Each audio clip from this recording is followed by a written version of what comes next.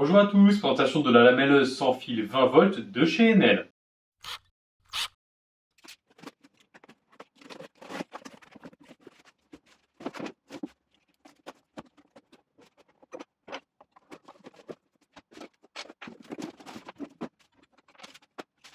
Alors, faut savoir que cet outil m'a un peu rendu fou, vous allez comprendre pourquoi. J'étais en train de chercher une nouvelle gamme d'outils à présenter, donc j'étais tombé à l'époque sur Enel, quand j'avais fait mes toutes premières vidéos sur la marque Enel. J'avais repéré cet outil sur Amazon, parce qu'il livre sur Amazon, ça c'est super pour le coup, parce que moi je n'aime pas devoir aller sur un site particulier pour me faire livrer, passer sur Amazon c'est super. Après ça c'est mes préférences. Donc j'étais sur Amazon et je vois passer ce petit outil du coin de l'œil. Donc je me suis dit je vais y revenir plus tard. Et je n'ai jamais réussi à le retrouver. Jusqu'à récemment, même sur le site de Enel, je l'avais remarqué aussi. Mais quand j'ai décidé d'y jeter un coup d'œil, il avait tout simplement disparu. J'ai vraiment cru que j'étais victime d'un canular ou d'un effet Mandela. L'effet Mandela, pour ceux qui ne connaissent pas, par exemple, c'est sur le petit bonhomme de Monopoly, on a l'impression qu'il a un monocle alors qu'il n'en a pas, ou inversement. Voilà, c'est ce genre d'effet-là. Donc, impossible de le retrouver. Même en cherchant sur Internet, la lamelleuse sans fil Enel, rien. Je ne pouvais pas trouver cet outil. Pourtant, je savais qu'il existait. Et donc, jusqu'à la semaine dernière, il avait disparu et il est réapparu sur Amazon. Du coup, je l'ai commandé immédiatement. Et voilà, il est entre mes mains. Alors, j'avais déjà la lamelleuse Parkside, celle-ci, donc c'est la lamelleuse filaire qui était à 34 € il me semble, je retrouverai le prix, mais c'était un prix assez ridicule pour une machine de ce type-là et qui marchait très bien, qui marchait très correctement on va dire. Et celle-ci elle est à 122 € sans la batterie ni le chargeur. Par contre, c'est une lamelleuse à batterie. Ça, c'est top, parce que sur certains chantiers, quand je prenais la lamelleuse filaire et que j'avais des assemblages à faire sur place, c'était un peu contraignant d'avoir et l'aspirateur et le fil, etc. Dans mon atelier, ça me dérange moins d'avoir le fil et l'aspirateur, mais quand je suis en déplacement, je préfère rester que sur de la batterie. Et donc là, j'ai sauté sur l'occasion de la voir ressortir des méandres d'Internet, et on va voir ce qu'elle donne. Alors en accessoire fourni avec, on a un petit sac avec la marque Enel qui se met très simplement comme ceci. Voilà, et là normalement vous devez pouvoir récupérer la poussière. Je peux très facilement voir à travers, donc à mon avis ça fait que les gros copeaux. Je vais voir ce que ça donne. Il a l'air de pouvoir tourner assez facilement et d'être réglable assez facilement et il n'a pas l'air de... Voilà. Il n'a pas l'air de se détacher. Donc ça c'est un point plutôt positif parce que le problème de la Parkside, c'était que la bouche d'aspiration se détachait tout le temps. Ensuite, on a une petite clé qui va nous permettre de dévisser la lame et pour pouvoir la changer. Une petite clé Allen qui va pouvoir nous servir à dévisser pas mal de choses, notamment pour changer la lame, on verra ça tout à l'heure. Et ici, on a un petit accessoire qui va venir se mettre ici quand on enlève le guide. Encore une fois, on verra ça plus tard. Alors, au niveau de l'appareil en lui-même, on est sur un appareil qui est plutôt lourd, surtout avec la batterie, qui a l'air d'être assez fatigant à porter. Après, on a une bonne poignée. La poignée est plutôt sympathique pour la prise en main. Par contre, je n'aime pas du tout le corps. Le corps n'est pas forcément arrondi. Il est plus carré avec des bords arrondis. C'est pas super pratique d'utilisation. La prise est très très grosse. Je suis moins fan du corps de la machine. Mais bon, on a plutôt une bonne prise. Au niveau du commutateur, il se fait ici. Il est très agréable. C'est un des meilleurs commutateurs que j'ai pu voir. Il est très facile à enclencher, très facile à désenclencher. Donc au ressenti, je suis plutôt sur une machine de bonne qualité. Il n'y a pas l'air d'avoir trop de jeu au niveau des rails. Ça, c'est plutôt un bon point. On va la voir plus en détail. Alors au niveau de la machine en elle-même, vous avez un plateau et là vous avez un rail. Les ressorts sont assez rigides, un peu trop même je trouve. Ça va peut-être nous poser problème en utilisation, on verra ça tout à l'heure.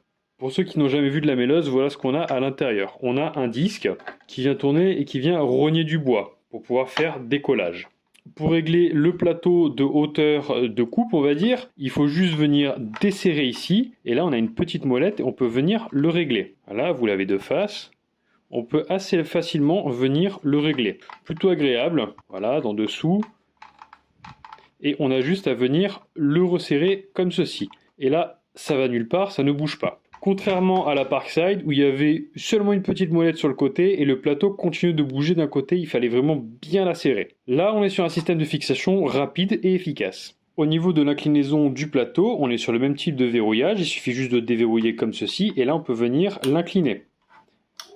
Alors, contrairement à la Parkside, par contre, pour le coup, il a seulement 3 petits crans. Donc vous en avez un à 90, un à 45 et un à 0. Je suis moins fan, j'aurais préféré avoir des petits crans intermédiaires. Bon, mais ça c'est juste une question de goût. Et après on a juste à venir resserrer ici. Et là, pareil, ça ne bouge absolument pas. Donc on est plutôt sur des bonnes fixations. Alors, au niveau de l'inclinaison, j'ai un petit problème à ce niveau-là parce que vous voyez, ce n'est pas du tout aligné alors que je suis au maximum. Sur la Parkside, j'avais un petit repère en plastique que je pouvais tourner pour aligner en fonction de mon plateau si jamais il y avait un problème de fabrication en usine. Là, je ne peux pas, j'ai juste un petit repère donc il faut prendre en compte ce décalage. Donc faire des tests supplémentaires.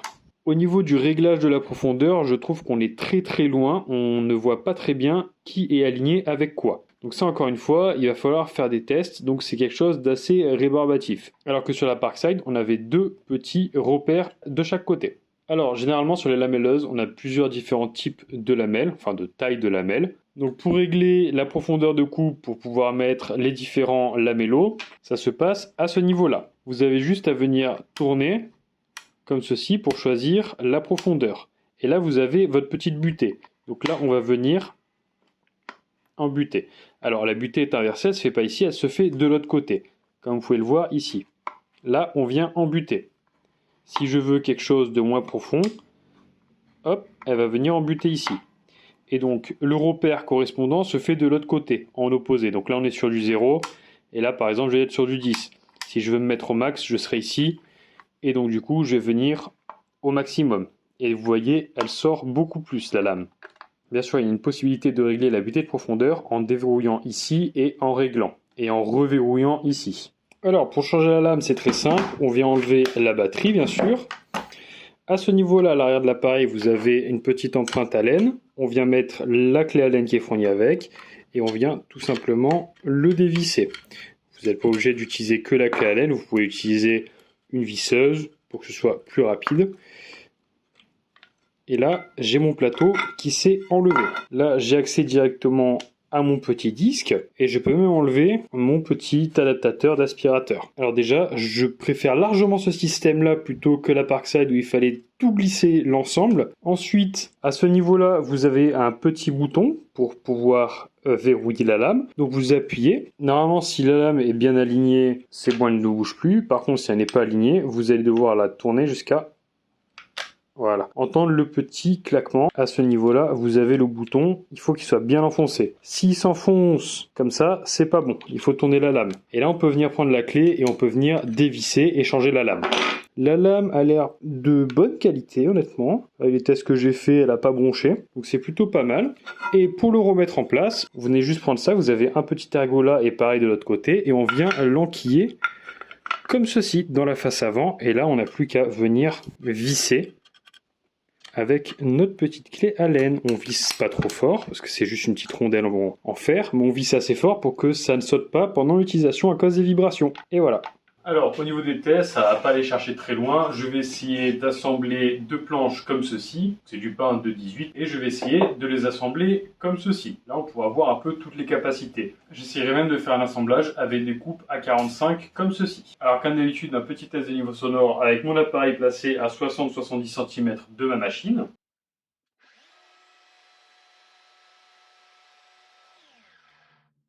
Donc on est sur du 86 décibels. Comme d'habitude, vous mettez vos équipements de protection.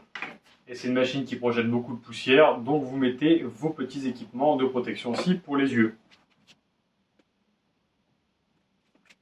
Allez, un premier test sans aspiration et sans petit sac. Alors pour ce premier test, je vais me mettre sans petit guide de profondeur et à 90 degrés, comme ceci. Et avec des lamellos de 20.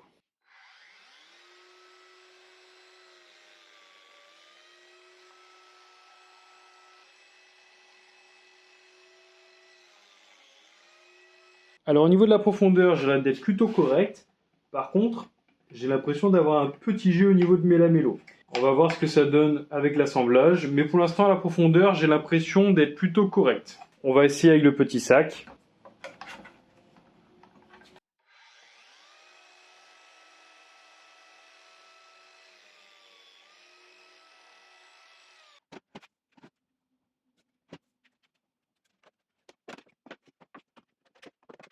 Maintenant, on va le faire avec l'aspirateur.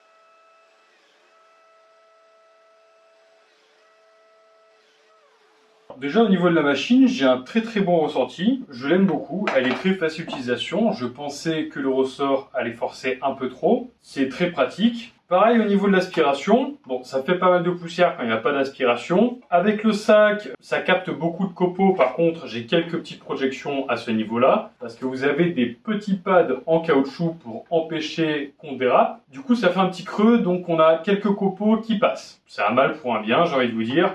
Par contre avec l'aspirateur, le fait que la bouche puisse tourner librement, je pensais que j'allais être gêné avec le poids du tuyau parce que d'habitude j'utilise des tuyaux flexibles. Ce genre de tuyaux qui sont super malléables et super agréables à utiliser quand on a une machine qui est reliée à un aspirateur. Là je n'ai pas pu la mettre, par contre j'ai pu mettre directement le tuyau de l'aspirateur. Je pensais que ça allait trop alourdir la machine, mais le fait que ce soit réglable, franchement c'est plutôt pas mal. Au niveau des lamellos, on va voir ce que ça donne. Donc du coup je mets mes lamellos. Je les ai peut-être un peu trop rapprochés.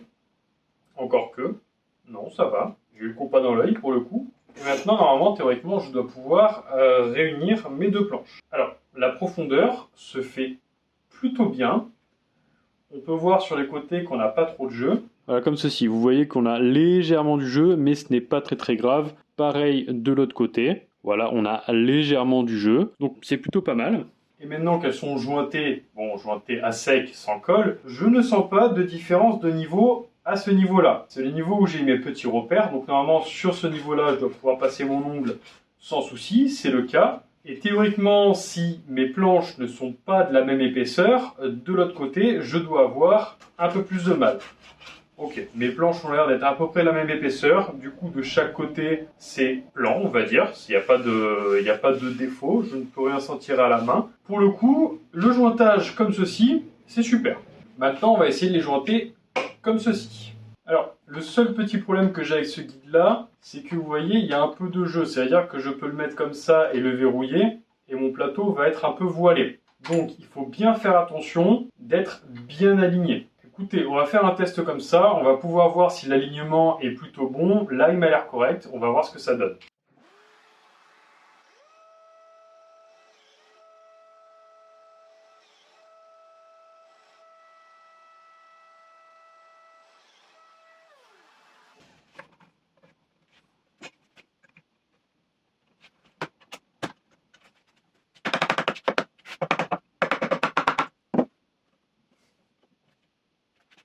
Bon, écoutez, j'ai plutôt une bonne connexion. Ça a l'air plutôt bien. Pas de soucis particuliers. Bon, bah écoutez, ça m'a l'air plutôt correct. J'ai un joint qui est plutôt fort. De faire ça, ça a l'air de plutôt bien tenir. Alors, j'ai dû le rentrer un peu en force parce que sur le plateau, vous avez des petits trous et à un moment donné, quand je me suis mis avec le plateau en bord ici, ça m'a légèrement fait décaler. Mais sinon, j'ai l'air d'avoir un joint qui est plutôt bon et qui a l'air correct sur toute la longueur. Alors, si je prends ma petite équerre combinée, je peux voir que je ne suis pas bon du tout. Alors, pourquoi est-ce que je ne suis pas bon? Non, je ne suis pas bon, j'ai 2 mm de différence. Ah oui, effectivement. On voit très clairement que pour le coup, je n'ai pas été bon. On peut très clairement voir qu'il y a eu un petit problème. Alors, ça c'était la première. Et non, là on a les deux autres. Donc, est-ce que mon plateau a bougé? Je ne sais pas. Je vais refaire un test dans tous les cas.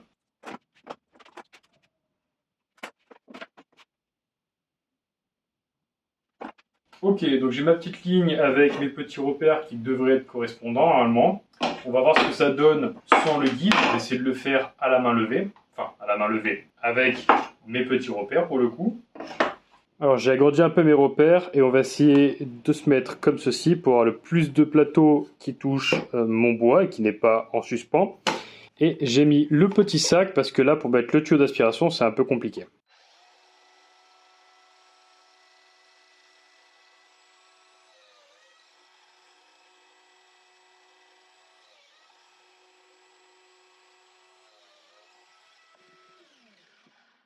Alors déjà là on a l'impression d'avoir quelque chose d'un peu plus droit, c'est plutôt bien parti.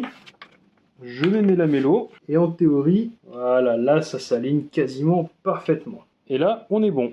Donc la jonction comme ça marche aussi. C'est très facile d'utilisation. Je vous avoue que j'aurais pas tenté ça sur la Parkside parce qu'elle est un peu plus compliquée à prendre en main. Là, honnêtement, avec le petit sac en plus qui a amassé pas mal de copeaux et la facilité d'utilisation de cette machine, là, j'en suis très satisfait pour l'instant. Alors maintenant, on va pouvoir tenter les jonctions à 45 degrés. Alors je vous préviens, ce sont des bois qui ont travaillé, je les garde depuis un petit moment. Donc on va peut-être pas avoir quelque chose de très très propre, mais c'est le but de cette machine, c'est de pouvoir aligner le mieux possible des petites pièces.